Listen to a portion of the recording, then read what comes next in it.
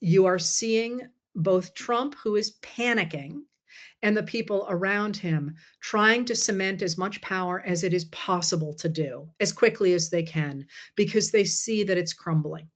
At the same time, the American people are waking up and pushing back. And it looks to me like a daily race to see which side is going to win. And let me tell you what I mean by pushing back. First of all, I don't believe, and I'm not seeing numbers at all, I'm just observing the way people are acting.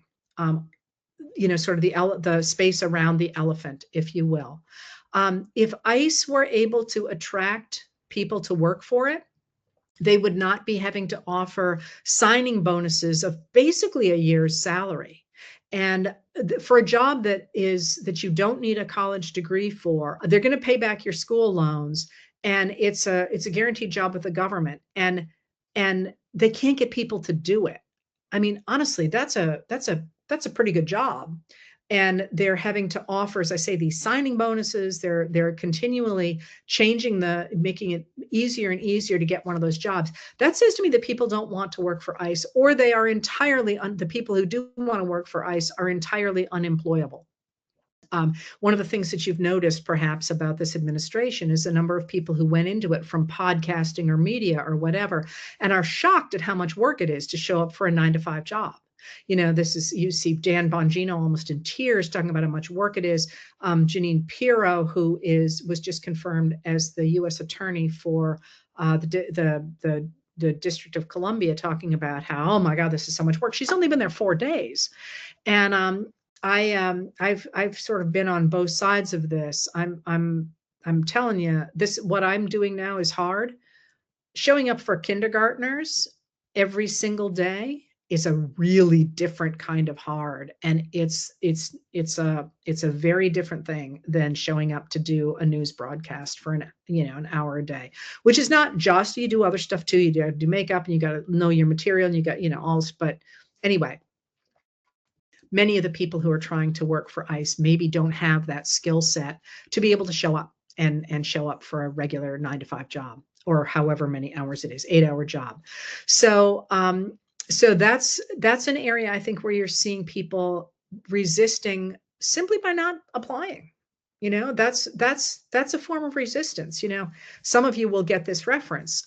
When Bartleby the Scrivener says, "I would prefer not to," that is a form of resistance. That's a reference to a 19th century novella. But "I would prefer not to" is a form of resistance, and it's one that perhaps people aren't paying a lot of attention to. But somebody asked me to talk about pockets of resistance. And I think you're seeing them in a lot of places where people are, for example, choosing music that is about resistance, or putting down a soundtrack of a carnival barker behind Secretary of Education Linda McMahon on C-SPAN the other day, or playing the William Tell Overture, or playing music from Les Miserables. Those sorts of ways of recognizing quietly, making a statement quietly, matter, because people hear them and they recognize that they are not alone. But of course, those are the little ways. There are bigger ways as well. There are the things that people like Stephen Colbert are doing. They have made it very clear that they are, I think, feeling him out to see what happens to Trump. They didn't fire him outright. They just didn't decline to renew his contract. He has been burning the place down. Really just in your face since that decision was handed down. Similarly, South Park, which I don't really understand. I'm not a South Park groupie by any stretch of the imagination, but the people I know and respect who watch South Park, and the pieces that I watch in clips because people share them, are dramatic. You're seeing podcasters, even those who had previously supported Trump, pushing back against him. And those are the big things in popular culture. But you're also seeing ordinary people, and this is the part that interests me the most. You're seeing ordinary people over overpasses, writing words with cups in the chain link, in the link fence over overpasses. You're seeing people going to town halls. Did you see the woman in Nebraska, Lincoln, Nebraska, who said, I have a fiscal question for the representative? And she starts to list numbers, and her voice gets stronger and stronger, and then she's listing numbers for detention facilities, and she ends up with, how much will it cost the taxpayer to have a fascist government? How much? And she just ends up screaming, and the whole place bursts into applause. And that applause is resistance, as well as what she said and what she did. And of course, that went absolutely viral. So you're seeing people stand up more and more and more. And somebody has asked me to call attention to Be Brave Day. The Be Brave with Us Day, organized by the Visibility Brigade across the country on August 15th. And I will have more information about that. We need you to be brave with us. It says on August 15th, organize on overpasses to promote the message, be brave with us, we will stand with you. You don't have to be on an overpass, but that's where they're going to be on August 15th. And people are doing things like this all across the country. I want to do a shout out for the card campaign that I keep promoting on my Facebook website, because they are producing little cards with information on them about these big questions. And they can get to places that the New York Times doesn't get and that I don't reach. You can leave those in bathrooms, for example, where people can get information that they might not otherwise be able to do it. And all of these things, somebody said that they wanted to know about pockets of resistance, but I don't think these are pockets. I think this is the majority.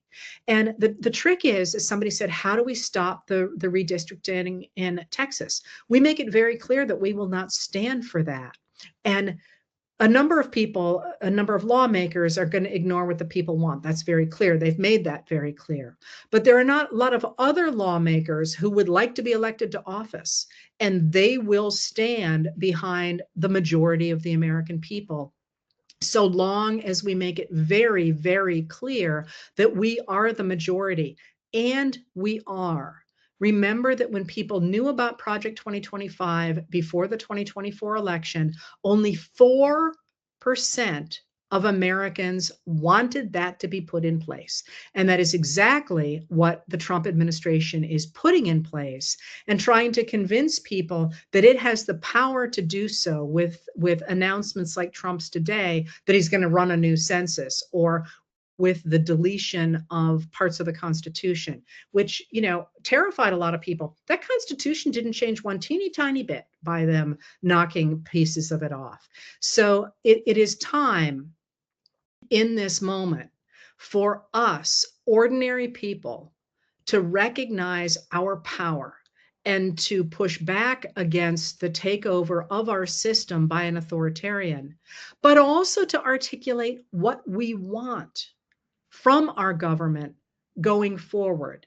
Because everyone keeps saying, why isn't there a great Democrat to lead us yet?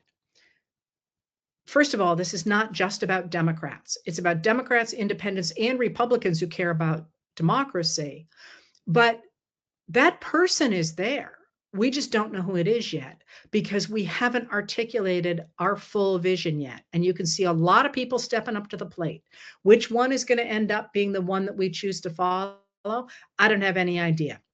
But they are clearly working to attract the popular vote of the American people. People like J.B. Pritzker, people like Gavin Newsom, people like Chris Murphy, people like Jasmine Crockett, people like Maxwell Frost, people like Jamie Raskin, people like, I'm not endorsing any one of those people. I'm telling you, they're all around us. Mallory McMorrow in Michigan. There are plenty of those people that are out there, but we're the ones driving this now, not them. And that's a really important thing to understand, because going forward, you're going to see a lot of attempts to make Americans shut up, to make Americans afraid, to make Americans not willing to defend their Constitution and not willing to defend democracy. And, I got to tell you, I looked at that woman in Lincoln, Nebraska the other day, and I watched the very quiet use of music behind Linda McMahon. And I thought, Americans got this. we're good at this. We're good at pushing back against authority. And now is our time to do that, but also to articulate what we want going forward. Because when it's time to rebuild, we're going to have to do it in a hurry. So let's get out there and do it. This is going to be the project for the next many months. And I am more encouraged than ever that we can do it. But I promise you, it's going to be a lot of work. And I just want to remind you that there is joy in that work, that we're doing it together and building something. It's always a ton of work, but there's nothing better than getting the opportunity to build and to build a country. I mean, what's better?